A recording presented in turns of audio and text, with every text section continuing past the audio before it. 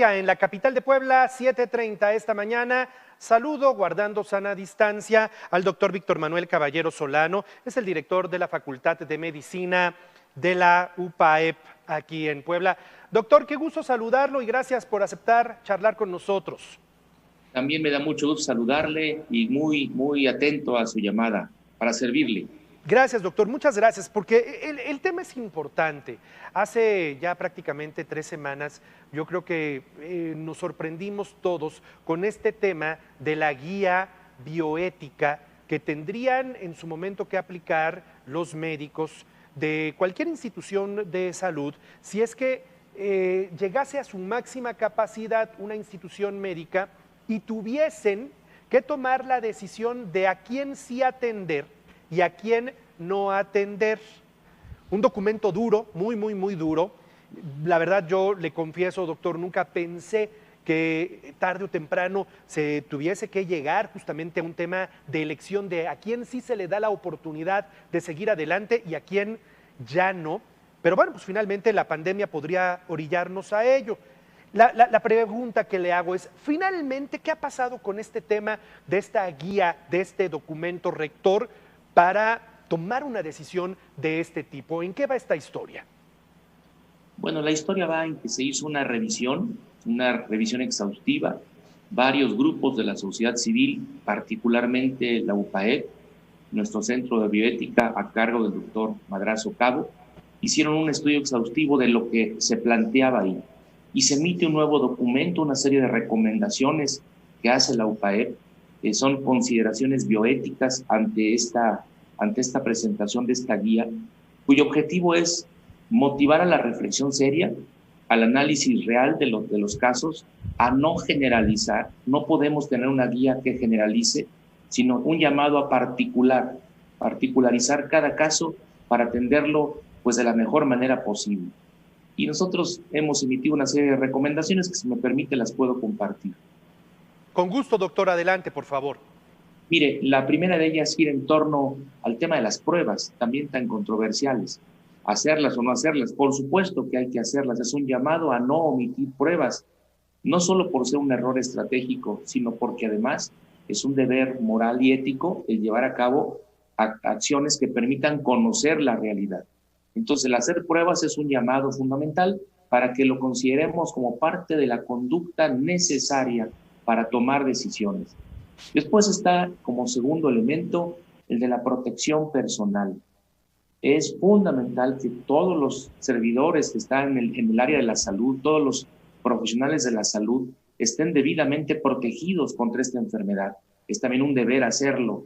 Por esa razón hacemos toda una explicación en donde es importante que tengamos lo necesario, y la protección no solamente física, sino también mental, porque el confinamiento o el trabajo excesivo y exhaustivo que se lleva a cabo en los hospitales, pues naturalmente también afecta la salud emocional y mental de los trabajadores y de sus familias, y es algo que también estamos llamando a atender.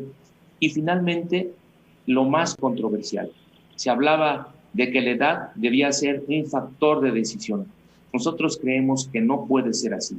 No puede haber distinción de edad, de sexo, de credo, de nacionalidad, de raza, de preferencia. No debe haber ningún tipo de discriminación, sino análisis particular de cada caso y tomar decisiones en función de esa realidad. Y regreso al punto entonces de partida, doctor.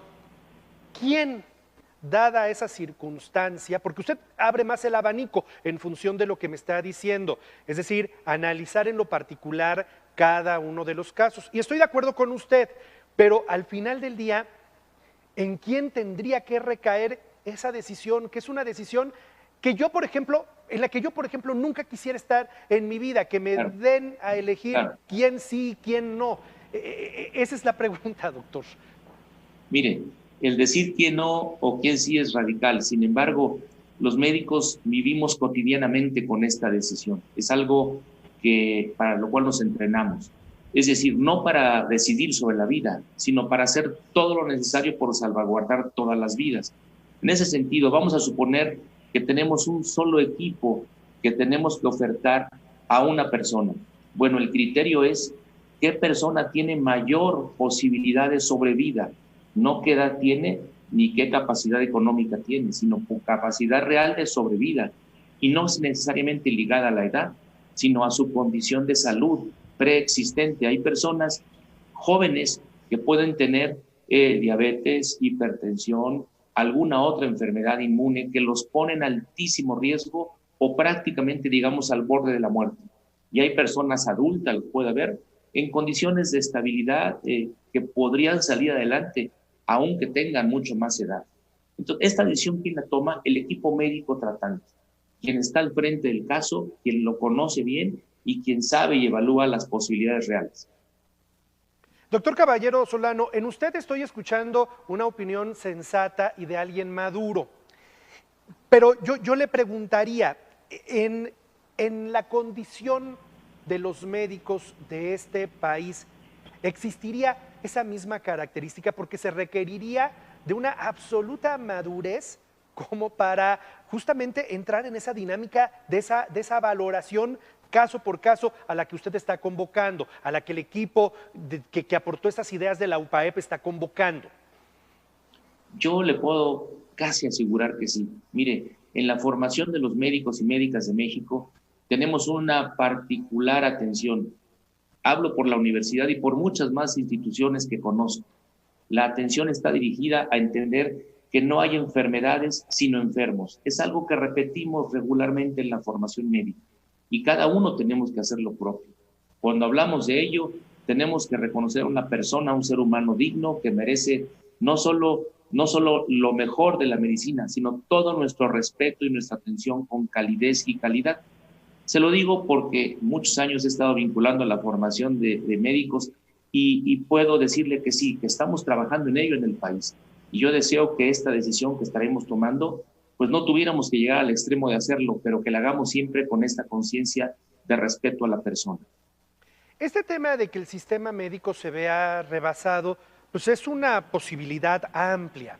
Lo hemos visto en Italia, lo hemos visto en España, lo estamos viendo hoy en Nueva York, en los Estados Unidos, y estoy haciendo referencia a tres lugares del mundo que se encuentran en condiciones de desarrollo.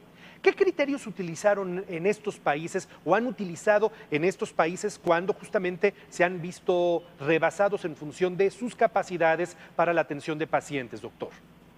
Han sido criterios un poco diferentes a lo que estamos planteando. Efectivamente, el utilitarismo, le quiero llamar así, es decir, qué tan útil, ¿no?, pudiera ser el salvaguardar a veces la vida de una persona, sí se ha llegado a considerar. Usted sabe que en algunas culturas, y no es criticable, es parte de otro estilo de vida, se considera, por ejemplo, como la eutanasia como algo promovido, incluso legalizado. Es otra forma de pensar. En nuestro país no.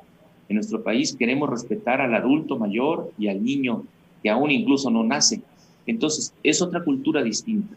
Sí es cierto, Italia, por ejemplo, España enfrentaron esta crisis y la siguen enfrentando con un criterio diferente. Ahí sí, quien tenga mayores posibilidades por edad, solo por edad, de sobrevivir. Es otro criterio distinto. No tan lejano al nuestro, pero sí hay otra forma de ver la vida. Le pregunto finalmente, y sin el afán de desviarme del tema, doctor, pero me interesa mucho su perspectiva como observador y como participante de lo que está ocurriendo. ¿Estaremos en Puebla pronto o no tan pronto de ver rebasado nuestro sistema médico en función de la evolución que va teniendo la pandemia? Fíjese que la pandemia ha tenido una evolución vertiginosa. Es decir, en los últimos días hemos observado un desarrollo ya esperado, pero hoy, por supuesto, no deseable, de un incremento notable de casos. Y Puebla, desgraciadamente, esta región es la cuarta, quinta en evolución inadecuada, vamos llamándole así, ¿no? No deseamos que sea rebasado. Se ha preparado el sector salud, lo estamos viendo, estamos trabajando junto con ellos para tener ya hospitales COVID en forma exclusiva. El sector privado se ha volcado a trabajar precisamente a favor, también en apoyo al sector público. Me parece necesario y deseamos que esta enfermedad no nos rebase porque sí las consecuencias, además de fallecimientos, pueden ser en otro tipo de áreas de la vida social, sobre todo y económica, drásticas para el desarrollo de esta región. Doctor Víctor Manuel Caballero Solano es el director de la Facultad de Medicina de la UPAEP. Le aprecio mucho estos minutos, esta charla, y que nos ayude a entender un tema tan, pero tan complejo. Muchas gracias, doctor. Un abrazo, guardando la sana distancia. Un abrazo a todos y que todos estén bien de salud. Hay que cuidarnos. Sigamos en casa. Muchas gracias, doctor.